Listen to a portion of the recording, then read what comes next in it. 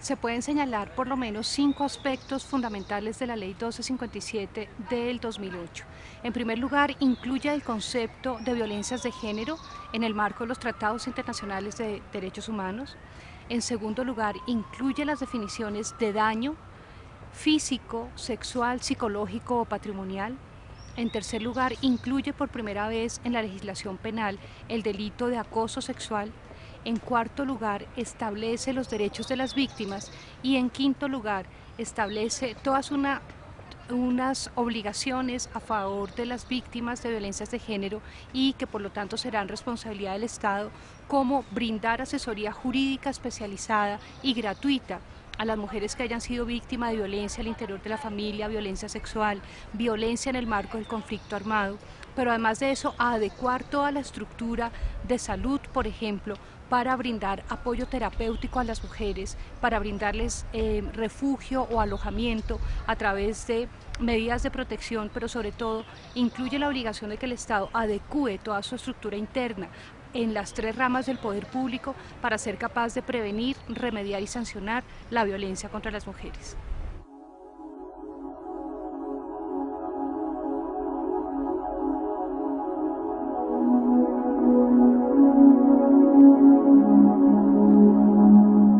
Las principales ganancias de la Ley 1257 la constituye el hecho de que una legislación interna con un sesgo familista haya tenido como referente la adecuación a la Convención Interamericana de Belén do Pará. Esto implica que las violencias contra las mujeres se puedan mirar en diferentes escenarios, como en la vida comunitaria, en la vida institucional, en la acción del Estado por acción o por omisión, en la violencia intrafamiliar, en la violencia que ocurre al interior del conflicto armado interno. Y esto exige entonces una mirada de restitución de derechos humanos de las mujeres en los diferentes escenarios. Una ganancia adicional desde el punto de vista penal es el hecho de que se haya logrado un tipo penal, el de acoso sexual, que fue un tipo y un proyecto que fue presentado en varias ocasiones ante el Congreso de la República y que se cayó precisamente por el miedo y por la forma de ocultar una de las violaciones más usuales, que se da principalmente en condiciones de vulnerabilidad y en condiciones de dependencia laboral y económica de las mujeres respecto de sus agresores. Pero adicionalmente la ley manda un mensaje pedagógico desde el derecho penal y es considerar el aumento en un 50% en circunstancias de agravación punitiva cuando la mujer sea víctima tanto de homicidio por el hecho de ser mujer, de tener cuerpo, vida, psiquis de mujer, como cuando el homicidio recae sobre persona protegida, es decir, en el marco del derecho internacional humanitario, en el marco del conflicto y particularmente del desplazamiento. Y en la parte civil se aumentan las medidas de protección para víctimas de violencia intrafamiliar.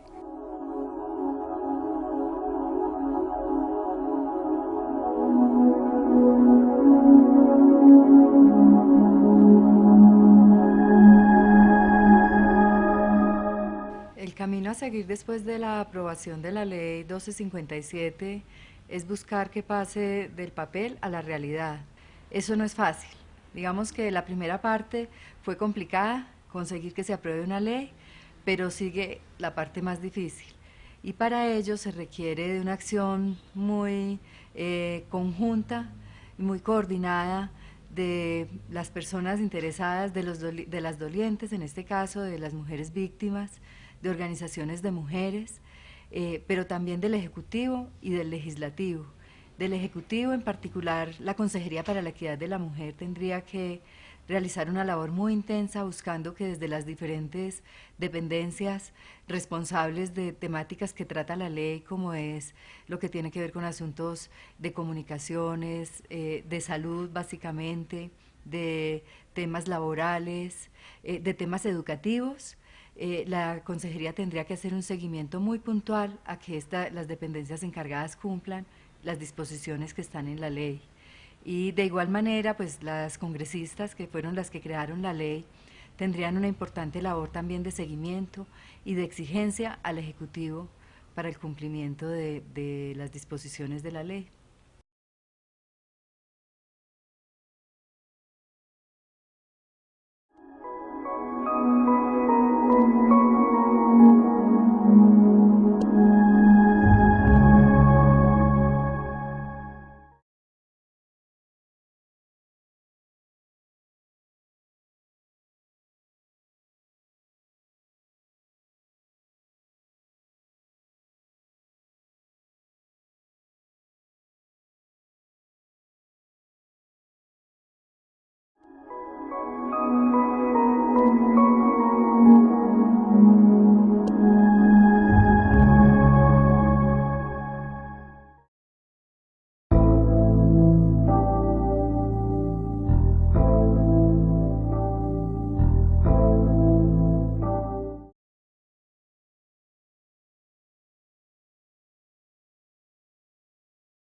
Se pueden señalar por lo menos 5 aspectos fundamentales de la Ley 1257 del 2008. En primer lugar, incluye el concepto de violencias de género en el marco de los tratados internacionales de derechos humanos.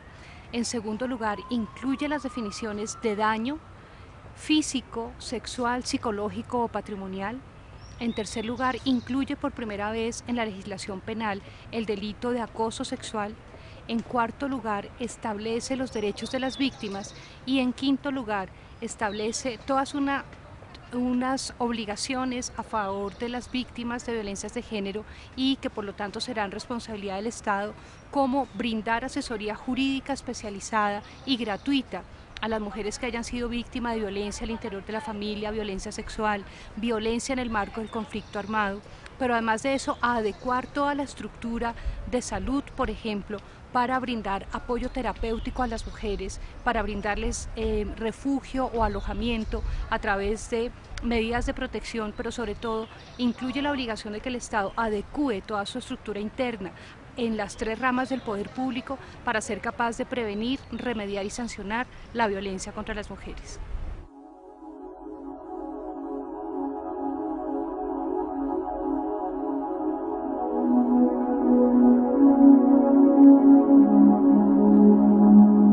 Las principales ganancias de la Ley 1257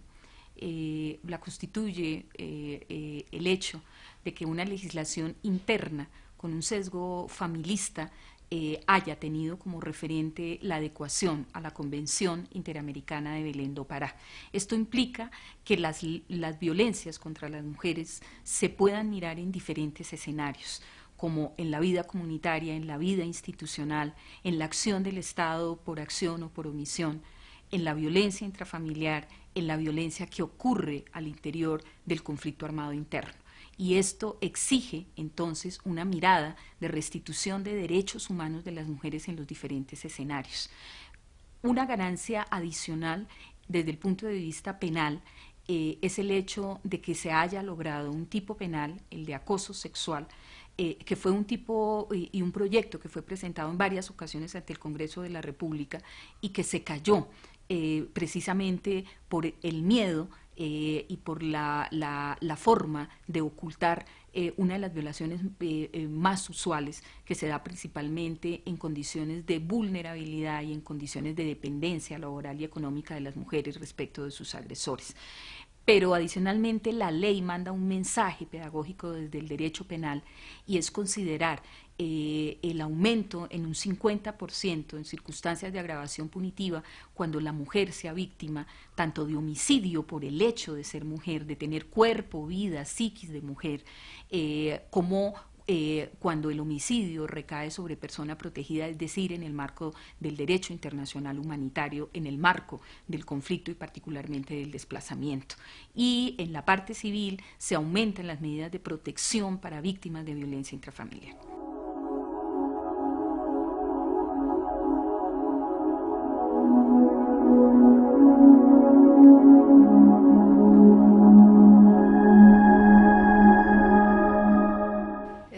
a seguir después de la aprobación de la ley 1257 es buscar que pase del papel a la realidad. Eso no es fácil. Digamos que la primera parte fue complicada, conseguir que se apruebe una ley, pero sigue la parte más difícil. Y para ello se requiere de una acción muy conjunta, muy coordinada de las personas interesadas, de las dolientes, en este caso de las mujeres víctimas, de organizaciones de mujeres, pero también del Ejecutivo y del Legislativo. Del Ejecutivo, en particular, la Consejería para la Equidad de la Mujer tendría que realizar una labor muy intensa buscando que desde las diferentes dependencias responsables de temáticas que trata la ley, como es lo que tiene que ver con asuntos de comunicaciones, de salud básicamente, de temas laborales, de temas educativos,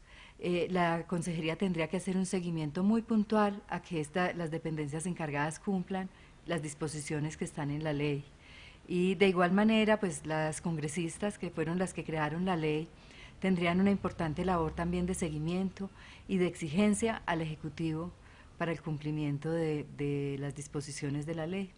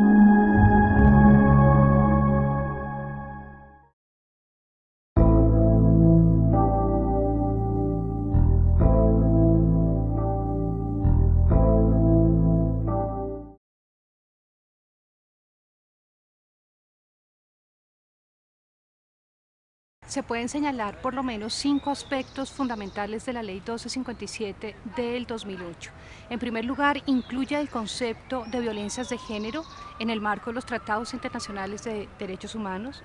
En segundo lugar, incluye las definiciones de daño físico, sexual, psicológico o patrimonial. En tercer lugar, incluye por primera vez en la legislación penal el delito de acoso sexual.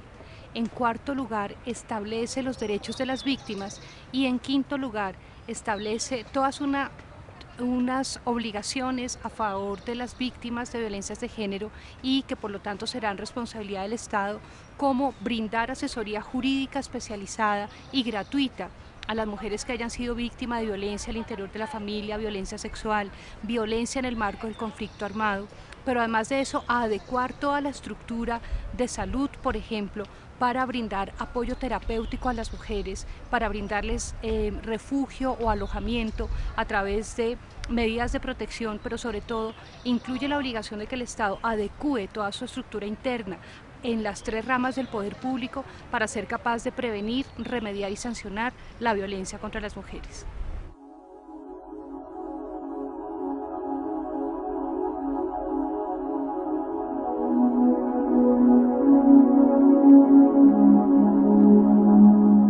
Las principales ganancias de la ley 1257 la constituye el hecho de que una legislación interna con un sesgo familista haya tenido como referente la adecuación a la Convención Interamericana de Belén do Pará. Esto implica que las violencias contra las mujeres se puedan mirar en diferentes escenarios, como en la vida comunitaria, en la vida institucional, en la acción del Estado por acción o por omisión, en la violencia intrafamiliar, en la violencia que ocurre al interior del conflicto armado interno. Y esto exige entonces una mirada de restitución de derechos humanos de las mujeres en los diferentes escenarios. Una ganancia adicional desde el punto de vista penal es el hecho de que se haya logrado un tipo penal, el de acoso sexual, que fue un tipo y un proyecto que fue presentado en varias ocasiones ante el Congreso de la República y que se cayó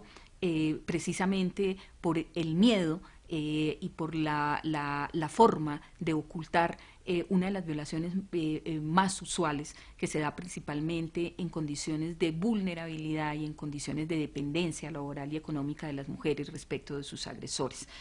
Pero adicionalmente la ley manda un mensaje pedagógico desde el derecho penal, y es considerar el aumento en un 50% en circunstancias de agravación punitiva cuando la mujer sea víctima tanto de homicidio por el hecho de ser mujer, de tener cuerpo, vida, psiquis de mujer,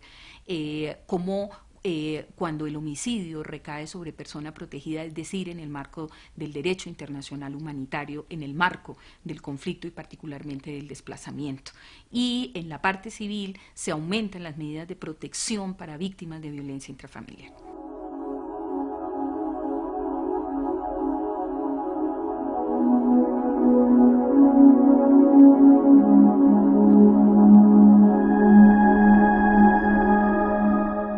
El camino a seguir después de la aprobación de la ley 1257 es buscar que pase del papel a la realidad. Eso no es fácil. Digamos que la primera parte fue complicada, conseguir que se apruebe una ley, pero sigue la parte más difícil. Y para ello se requiere de una acción muy conjunta y muy coordinada de las personas interesadas, de las dolientes, en este caso de las mujeres víctimas, de organizaciones de mujeres, pero también del Ejecutivo y del Legislativo. Del Ejecutivo, en particular, la Consejería para la Equidad de la Mujer tendría que realizar una labor muy intensa buscando que desde las diferentes dependencias responsables de temáticas que trata la ley, como es lo que tiene que ver con asuntos de comunicaciones, de salud básicamente, de temas laborales, de temas educativos, la Consejería tendría que hacer un seguimiento muy puntual a que las dependencias encargadas cumplan las disposiciones que están en la ley. Y de igual manera, pues las congresistas, que fueron las que crearon la ley, tendrían una importante labor también de seguimiento y de exigencia al Ejecutivo para el cumplimiento de las disposiciones de la ley.